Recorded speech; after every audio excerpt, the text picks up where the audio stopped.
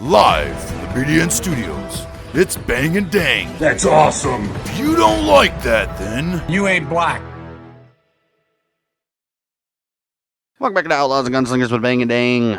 Coming back once again for some more murder mysteries. It's Moida. It's Moida. Live from the BDN Studio, it's murder time. It's murder. We got one of the most, not one of the most famous, but a highly publicized and highly famous case when it happened in like 2008.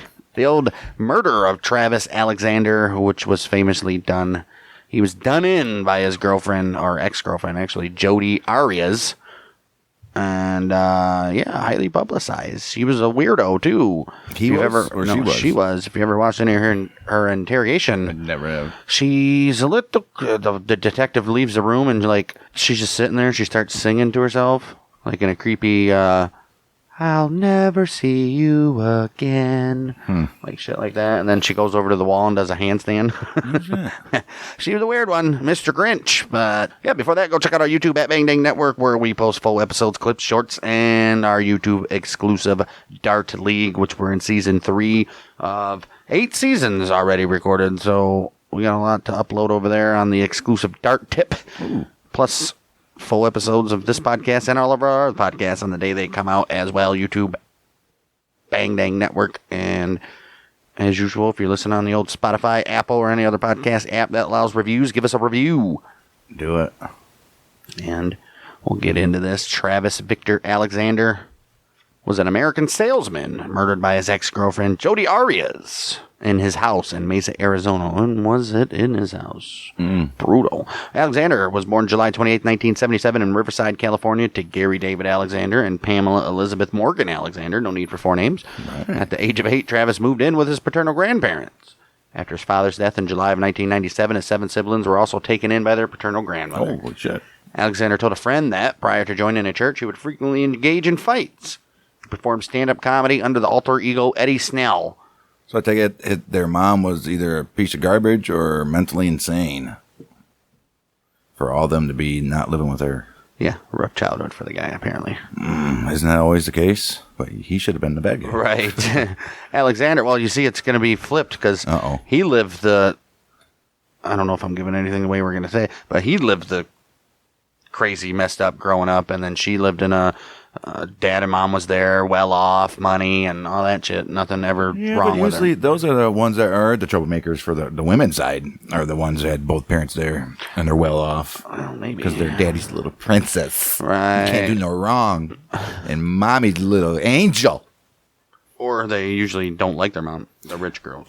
Or it's a stepmom or something. Right. Alexander was a salesman and motivational speaker for prepaid legal services at the time of his demise.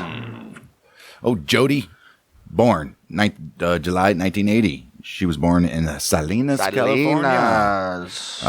To William and Sandra Arias. Sandra's name was Alan. She attended school until the 11th grade. Well, you couldn't just do one more year. I mean, come on. I can get dropping out like 9th grade. But 11th? Right. To final hour, and I'm done, right? At which point she dropped out of Eureka High School, Eureka Union High School.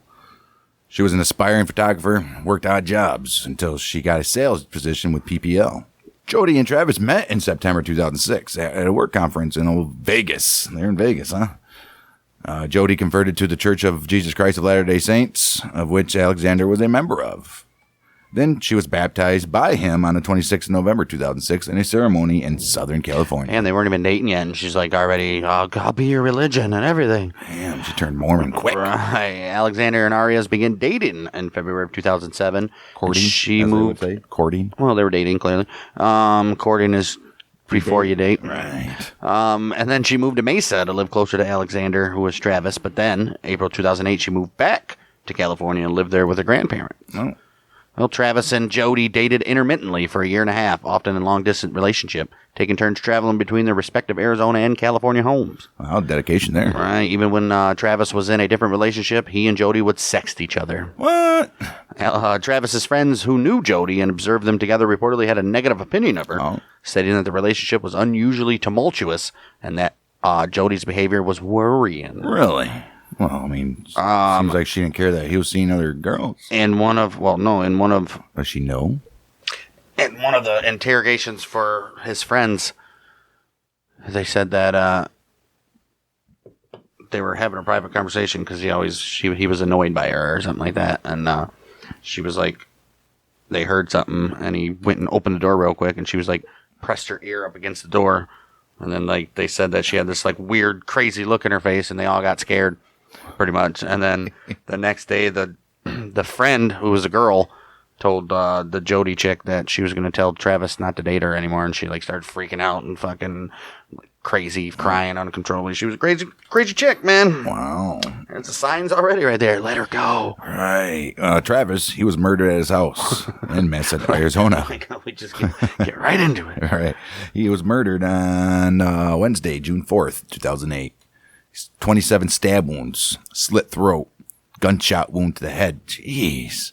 Medical examiner Kevin Horn would later testify that Travis Alexander's jugular vein, common carotid artery, and the trachea had been slashed, and that he had defensive wounds on his hands. Horn further testified that Alexander may have been dead at the time the gunshot was inflicted, and that the back wounds were shallow. Alexander's death was ruled a homicide. He was buried Riverside's Olivewood Memorial Park and cemetery. Yeah, it's a cemetery. Travis missed an important conference call on the evening of June 4th. Following day, Jodi met Ryan Burns in the Salt Lake City suburb of West Jordan and attended business meetings for the conference. Oh. For that conference, I guess, huh? Burns later said he noticed that Jodi's formerly blonde hair was now dark brown and that she had cuts on her hands. Oh, no. June 6th, she left Salt Lake City and drove west towards California. She called Travis several times and left several voicemail messages for him. She also accessed his cell phone voicemail system to see who had been calling him. Right. Wow. Jodi returned the car. How the hell did she even do that? Right. Jodi returned the car on June 7th. It had been driven about 2,800 miles. Damn. The rental clerk testified that the car was missing its floor mats and had red stains on its front and rear seats. Well, I mean, if that's not suspicious. Right. However, it could not be verified that the car had floor mats when Jodi had picked it up.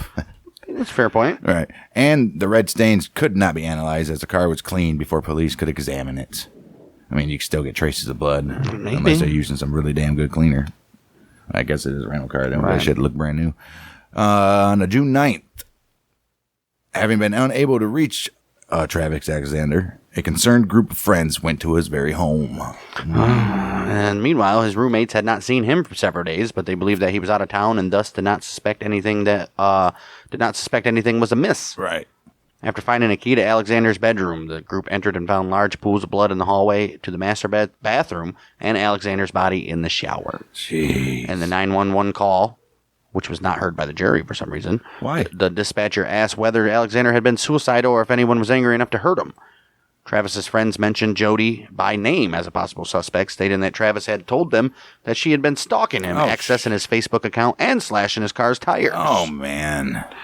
Yeah, wow. She was crazy. Not only his, but a girl that he was seeing at the same time. Wow. While searching Alexander's home, police found his recently purchased digital camera, and it was damaged in the washing machine. Police were able to recover deleted images showing Jodi and Alexander in sexually suggestive poses, taken at approximately 1:40 p.m. on the 4th of June. Final photograph of Travis, alive, showing him in the shower, was taken at about 5:29 p.m. that day.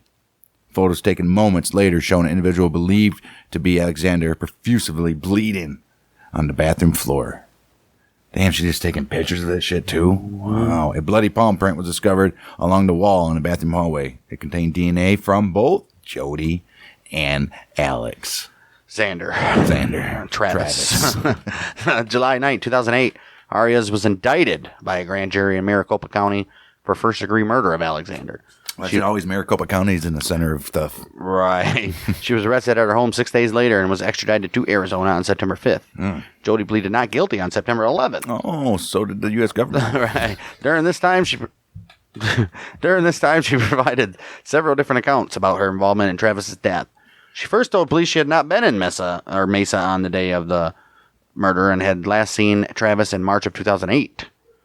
Jodi later told police that two intruders had broken into Alexander's home, murdering him and attacking her. Oh, wow. 2 years after her arrest, Jodi then told police she killed Alexander in self-defense, stating she had been a victim of domestic violence. Really? So she admitted to it? Yeah.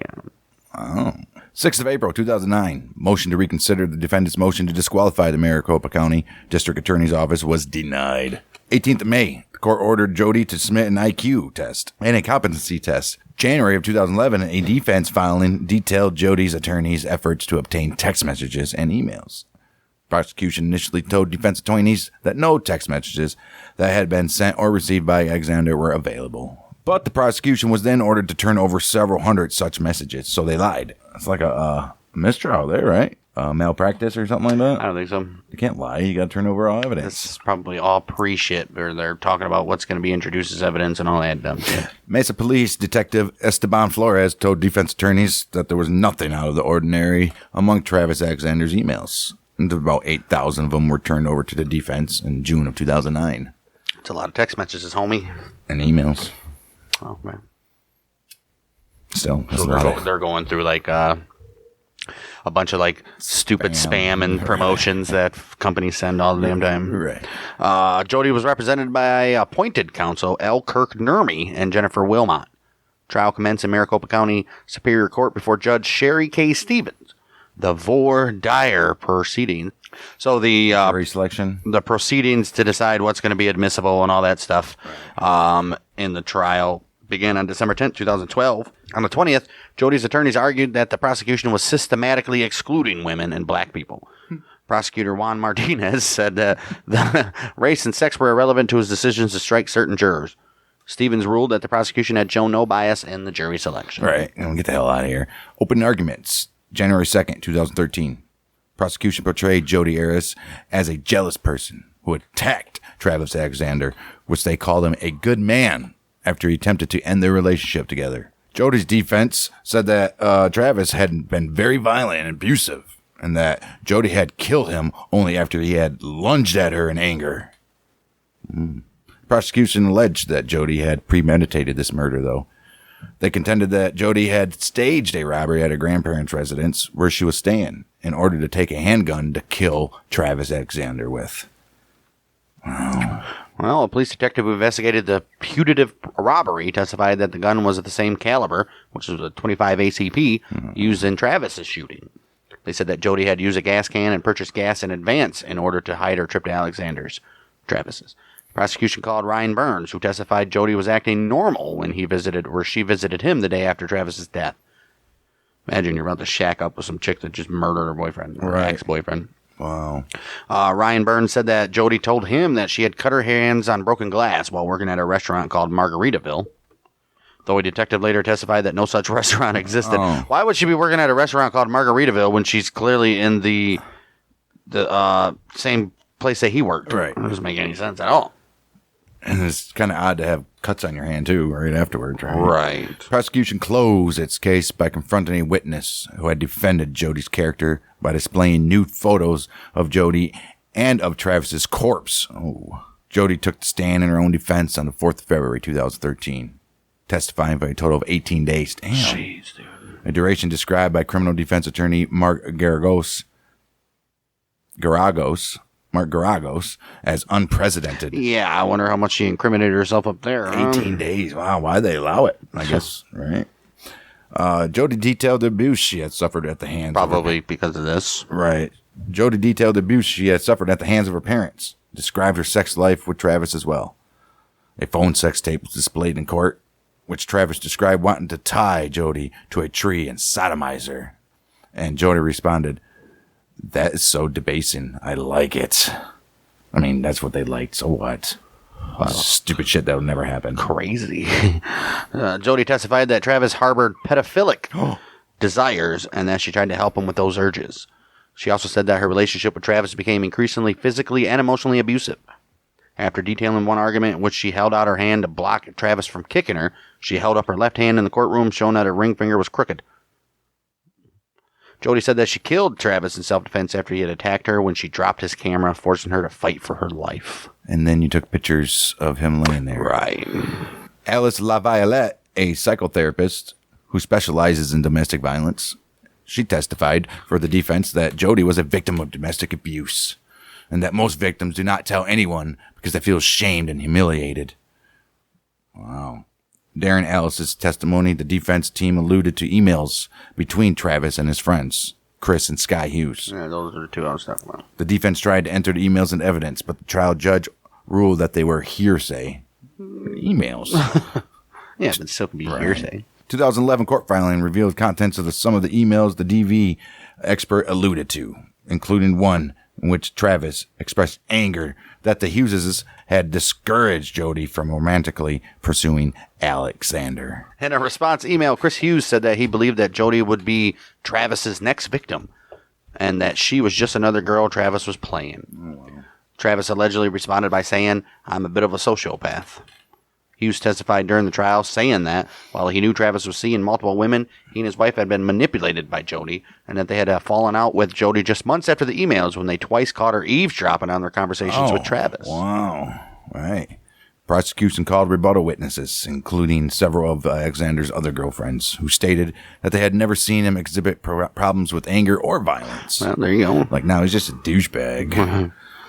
Beginning on March 14th, psychologist Richard Samuels, he testified for the defense for nearly 6 days. He said that Jodi had likely been suffering from acute stress at the time of the moida, sending her body into a fight-or-flight mode to defend herself, which caused her brain to stop retaining memory. In response to a juror's question asking whether this scenario could occur, even if this was a premeditated murder, as the prosecution contended it was, he then responded as, "Is it possible? Yes. Is it probable? No." So it's possible. Right, but it not most likely didn't happen. But he said it was possible. Samuels also diagnosed Jodi with post-traumatic stress disorder, which we all know as PTSD. Right. Well, then Martinez attacked Samuels' credibility, who was the prosecutor, accusing him of bias and having formed a relationship with Jodi. Samuels had previously testified that he had compassion for Jodi. Oh, no. Dang, she manipulated this guy. You know it. The Arizona Court of Appeals later castigated Martinez's impeachment of Samuels as improper, though. Right. In rebuttal, prosecution witness Janine DeMarte, a clinical psychologist, testified that Jodi was not a victim of abuse and did not have PTSD, right, diagnosing her instead with borderline personality disorder. That seems about right. I don't even know if that's it. She's just nuts. What do you think that is? In response to DeMarte's testimony, the defense asked for and received permission to call a rebuttal witness, who was psychologist Robert Geffner, who said that all tests taken by Jodi since her arrest pointed towards an anxiety disorder stemming from trauma. This is why you can't trust like psychologists and stuff like this. We clearly got two of the same professions, and they don't even know, they can't even agree what's going on. Right. So, it's all some sort of stupid disorder. Right. Well, not only that. No, she has PTSD. No, she's actually personality disorder. No, she has this, blah, blah, blah. So, okay. Right. Geffner also suggested that the MMPI test that DeMarte had used was not geared towards detecting personality disorders, suggesting that DeMarte should have used the Milan MCMI, which Samuels had used. The prosecution's final rebuttal witness, forensic neuropsychologist Jill Hayes. Well, Jill disputed Geffner's testimony that the MMPI test was not geared toward diagnosing borderline personality disorder. Closing argument, whatever. In the closing arguments, Martinez accused Jodi of being a manipulative liar. What do they call it? A habitual liar or a... Well, manipulative. Right. Habitual. Yeah.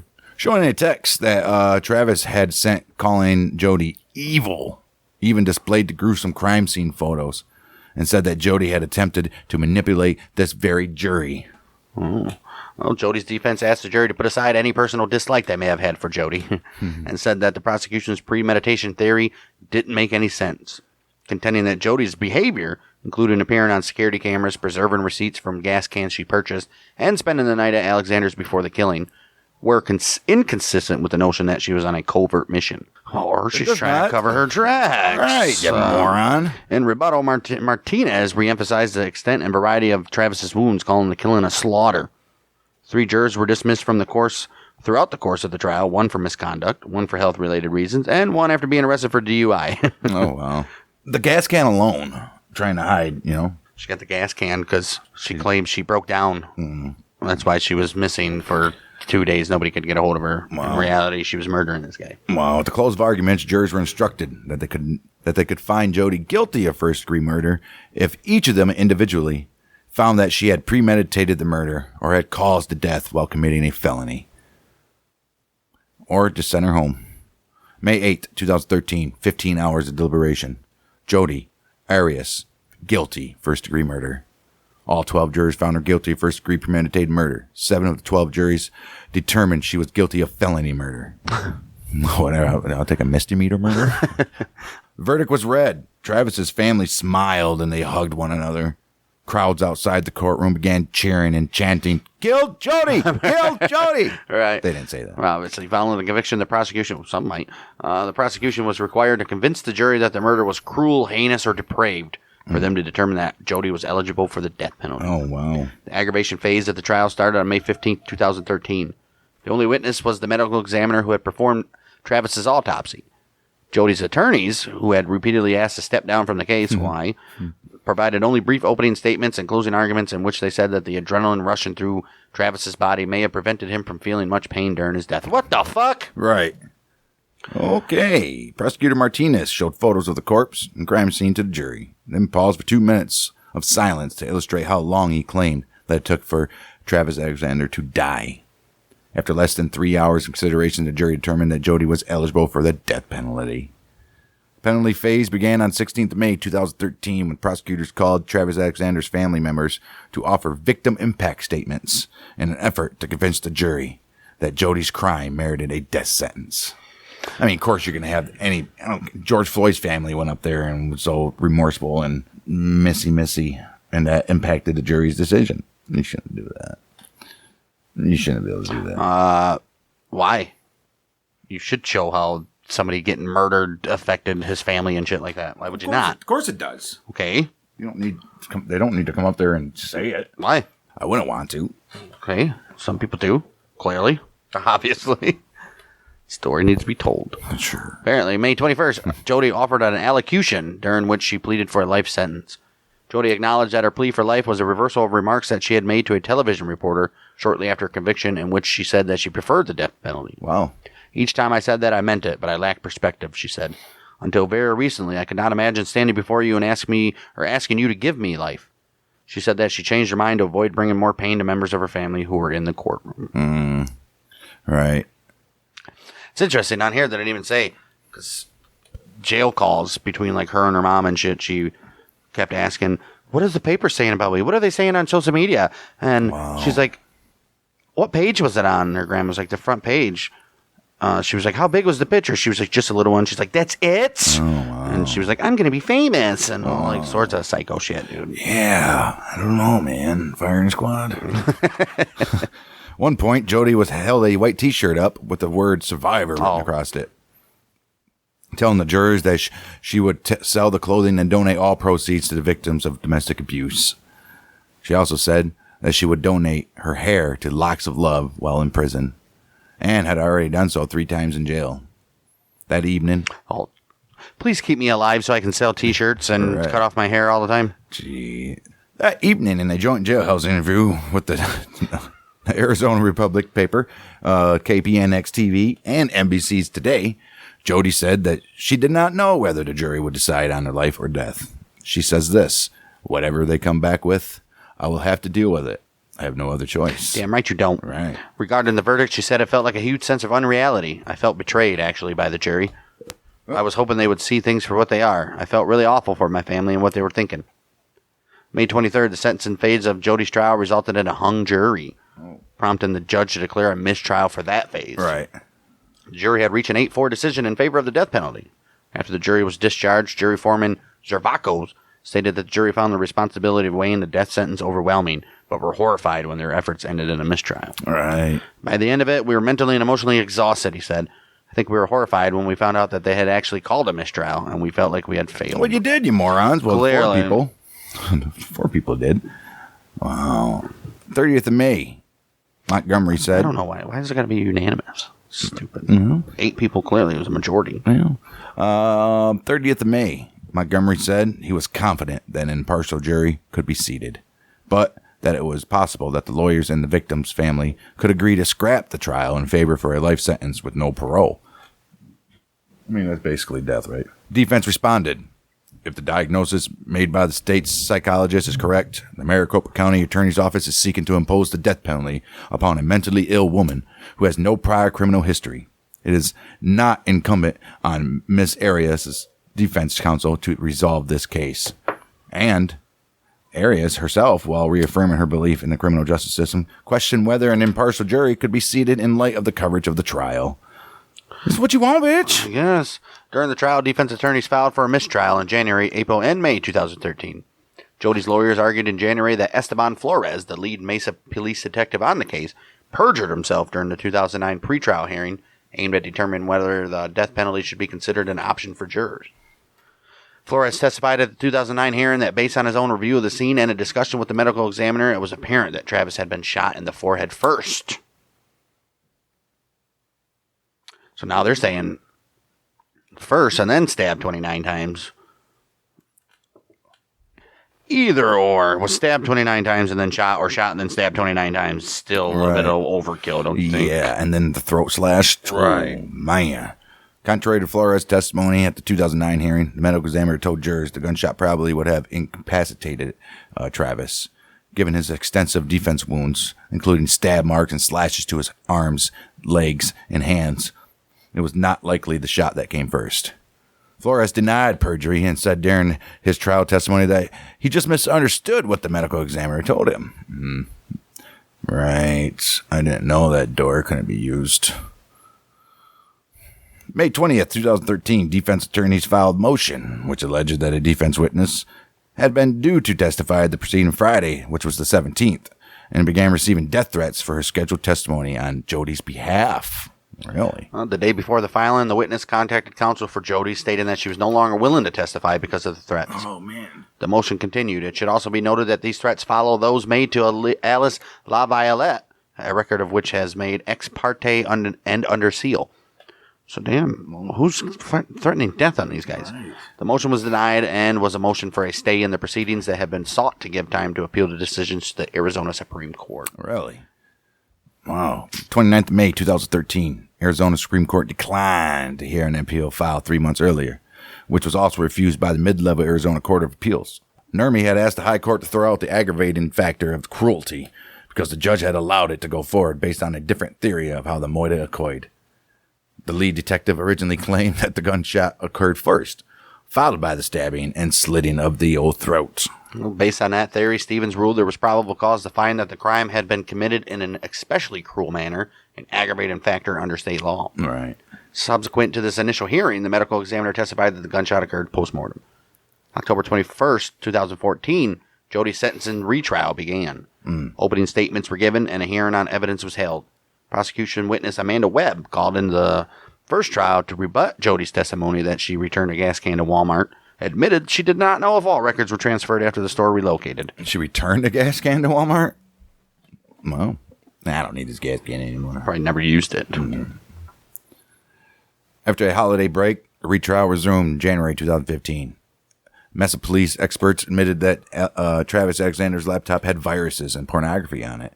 Contrary to testimony in the first trial in 2013, they didn't want to put any bad on his name. Huh? Jury deliberations began on the 12th of February 2015.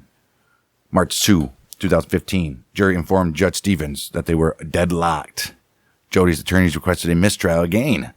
Stevens denied the request, read additional instructions to the jury, and ordered them to resume deliberations. He's like, no, you're doing something with this bitch. You will be here until everybody is agreed.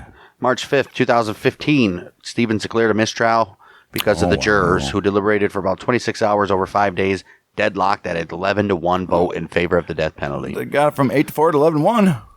That one guy, though, the 11 jurors in favor of death tried unsuccessfully to get the holdout juror removed from the jury, arguing the juror was biased. Oh, wow. After the result, the holdout juror reported that she received threats, and her name, address, and phone number were leaked online. She got doxed her ass. Dennis Elias, a jury consultant, he said, the very fact that people are making death threats and trying to out her is not a proud day for any single one of those people, and they should be ashamed. Maricopa County Attorney Bill Montgomery. Right, because who would have leaked it besides the jurors? Exactly, or like the bailiff or something who just wants to go home. Well, he gets to go home. Maybe. Of course he does. Somebody's got to stay with them. I'm sure they shifts. It's not like some guys there 24/7. Maricopa County Attorney Bill Montgomery released a statement calling for the attacks on the juror to cease and desist. Sentencing was scheduled for 7th of April in 2015, with Stevens having the option to sentence Jodi to either life without parole or parole after 25 years. So no death penalty, huh? Just one of those two. They couldn't agree on it. So, the sentencing actually took place April 13th. Stevens sentenced Jodi to life without the possibility of parole. Yeah, good call there, bud. By March 5th, Jodi's trials cost an estimated $3 million. Wow. June 2015, following a restitution hearing, Jodi was ordered to pay more than $32,000 to Travis's siblings. Okay, how? Her attorney said, she's selling shirts. Her attorney stated that this was about 1/3 of the amount requested. They wanted $100,000? Holy shit. As of 2023, Jodi is housed at the Arizona Department of Corrections, number 281129, which is located at Arizona Prison Complex, Perryville. So she's already been there for eight years, huh? Mm-hmm. She started her sentence in the complex maximum security Lumley unit, but has since been downgraded to the medium security level. I can't believe that she hasn't been to an altercation. There's no way. And one of the calls she was before trial, but she was still in jail, obviously.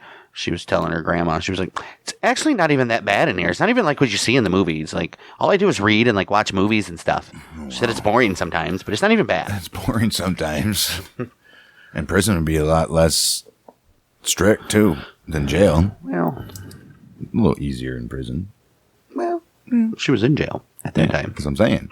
That's jail. In prison would be a little bit easier, unless she got put in with those. Well, she was a maximum security at first, so probably didn't do too much. Right.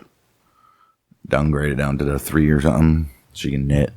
No, you don't know nobody knitting materials. Knit. You can maybe sew a little needle. All right.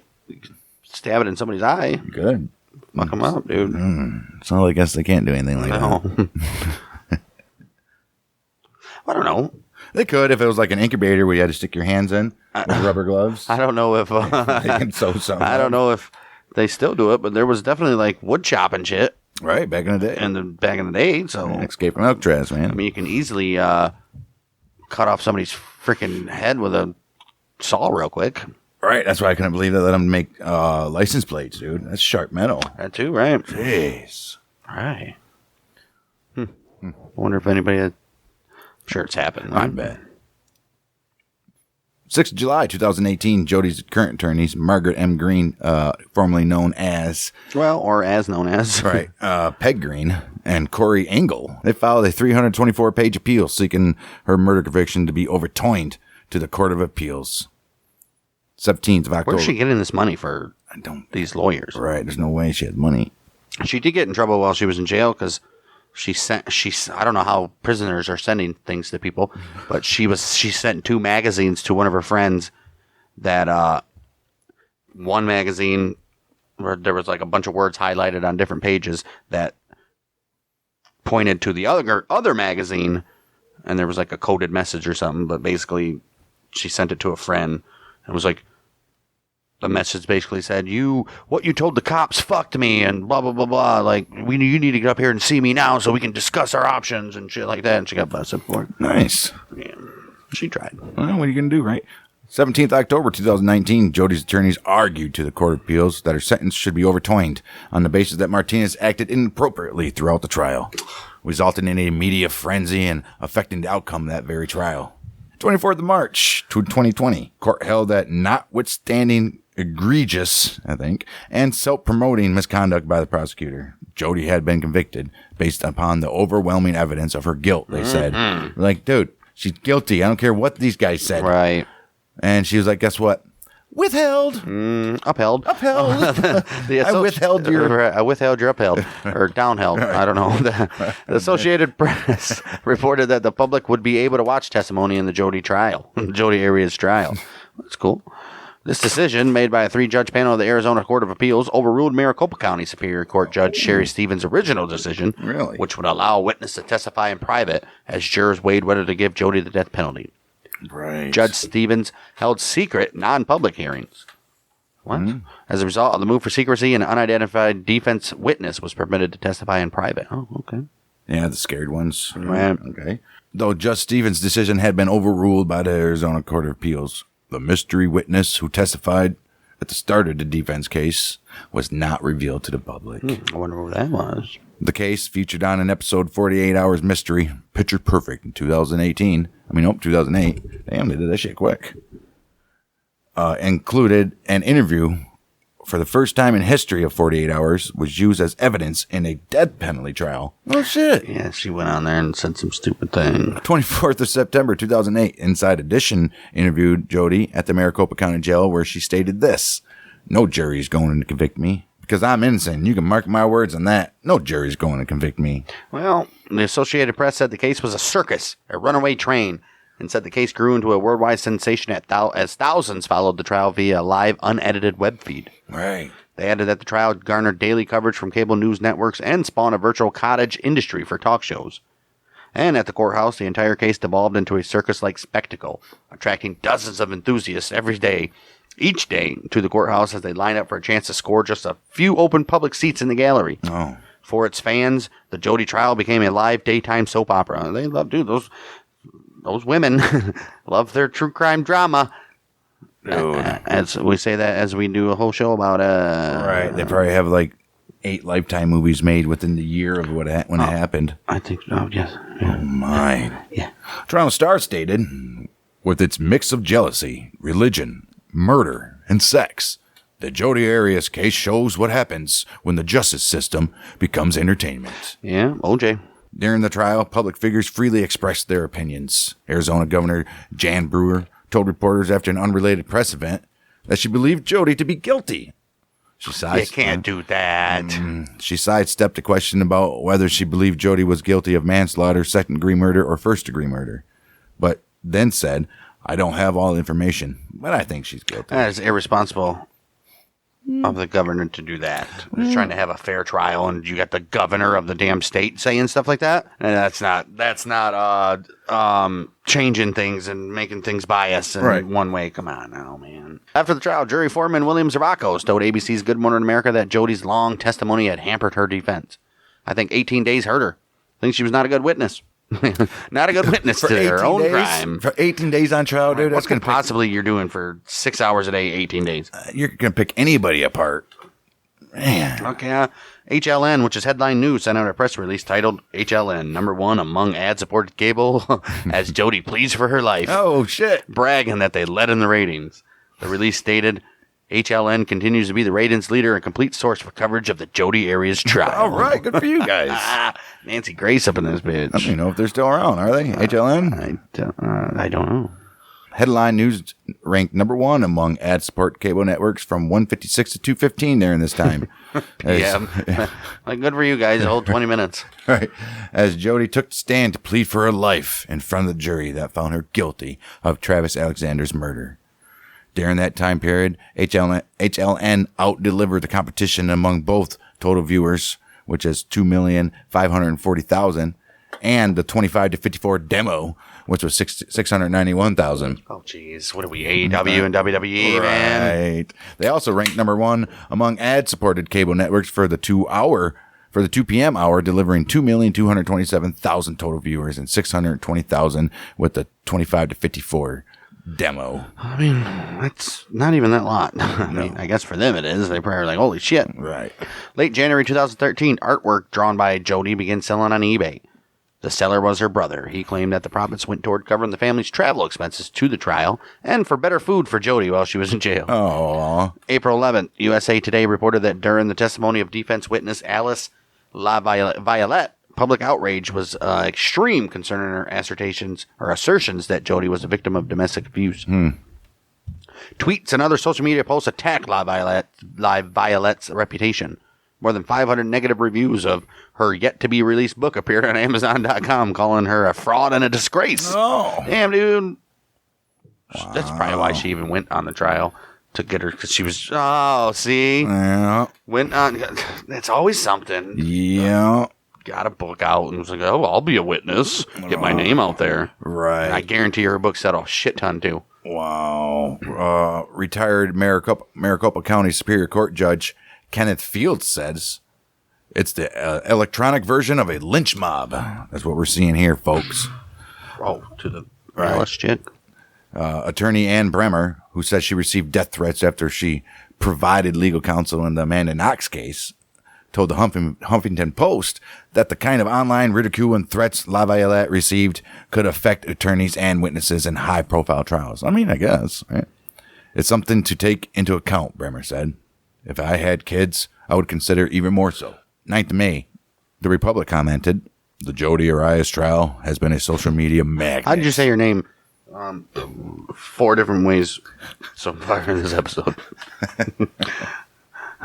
Arias, Arise.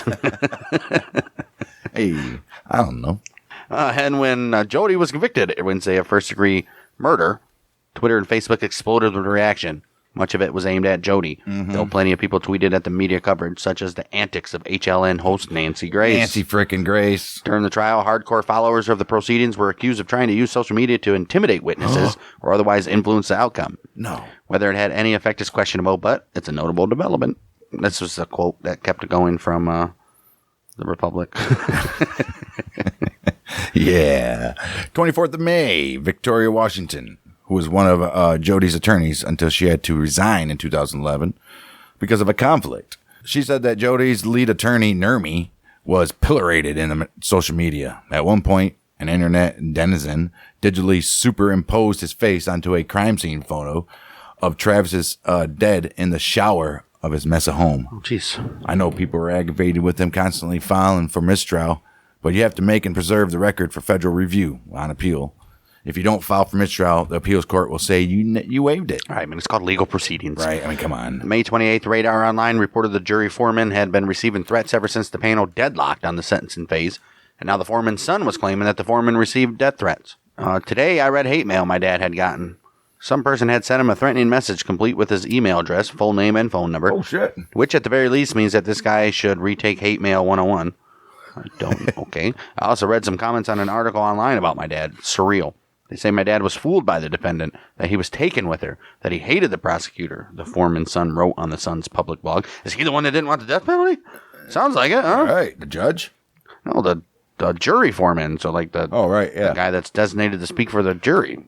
Sounds like he was the one that didn't want the death penalty, huh? Very possible, right? Interview, April 8th, 2015. Jodi's attorney, Jennifer Wilmot, discussed the social media furor and also the death threats she's received. Jodi's statements at sentencing, the holdout juror, and stated that she believed that Jodi's testified truthfully. Oh, Jodi wasn't lying. She was speaking the truth. The Twitter account in Jodi's name is operated by Jodi's friend on her behalf. June 22nd, 2013. From that account, Jodi tweeted, "Just don't know yet if I will plea or appeal." All right, and let's take a look at some stuff made about her since then. Jodi Arias, Dirty Little Secret, a made-for-television movie, stars Lost actress Tanya Raymond as Jodi and Jesse Lee Soffer of The Mob Doctor and Chicago PD as Travis. Oh. Prosecutor Juan Martinez was played by Ugly Betty actor Tony Plana, and David Zayas of Dexter portrays Detective Esteban Flores. Oh. Created for and distributed by the Lifetime Network, of course. Film premiered June 22nd, 2013. January 21st, 2023, Lifetime did another Jodi movie titled Bad Behind Bars, Jodi Arias. Oh, wait, Bad Behind Bars. Damn. Which stars Selena Sinden as Jodi, Trisha Black as Donovan Baring, and Lynn Rafferty as Tracy Brown.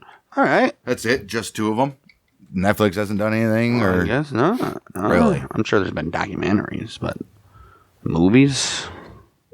No, like CSI crime scene show based on it? No, but there is any of you guys fancy YouTube, which I hope you do. Fancy. You might be listening to this. There's a channel called Explore With Us. What do they call it? EWU. Obviously, EW. Look at Ebu. Their latest episode was actually on Jodi. Oh. 12 days ago. What was? As we're recording this. Oh. And it's all of her phone calls and her testimony, or I mean her initial interrogation. And let me tell you, it's some wild stuff. This is when she's claiming somebody broke in. Geez, And they killed him, and then they let her go. and told her that they were going to kill her if she said anything. So she confessed. Yeah, but yeah, it's pretty good. Go if you guys want to look at her interrogation and even. This is the first I heard the details of this trial or the case. Didn't ever even follow up on it, man. This was back 2008. Well, trial clearly 2014. We just got done reading it, man. Right. Well, the murder happened in 2008. Next week's episode will be the first of the month episode, which means it's a Mafia of the Month. Ooh. Here at Outlaws and Gunslingers, and we will be covering the first episode about the Gambino crime family. So we'll take a look at the quick little history of them, how they formed, how they started, and then once a month moving there, we'll cover top guys from that family. Top guys. Who did we do already? The Genoveses Bananos. and the Bananos. Yeah. Joey Bananas. The old Gambinos. Obviously, the highlight of that family is going to be John Gotti when we get to him. But, like I said, first episode of each month is going to be Mafia, and then we'll continue on with the true crime stuff, the other 3 episodes of the month. Right. That, make sure, like I said at the beginning, Bang Dang Network on YouTube, give us a subscription and give us a review on Apple or Spotify, and we'll be back next week for Mafia of the Month. All right. I guess that's whatever. We're the Mouth of Music Industry. We're Bang and Dang.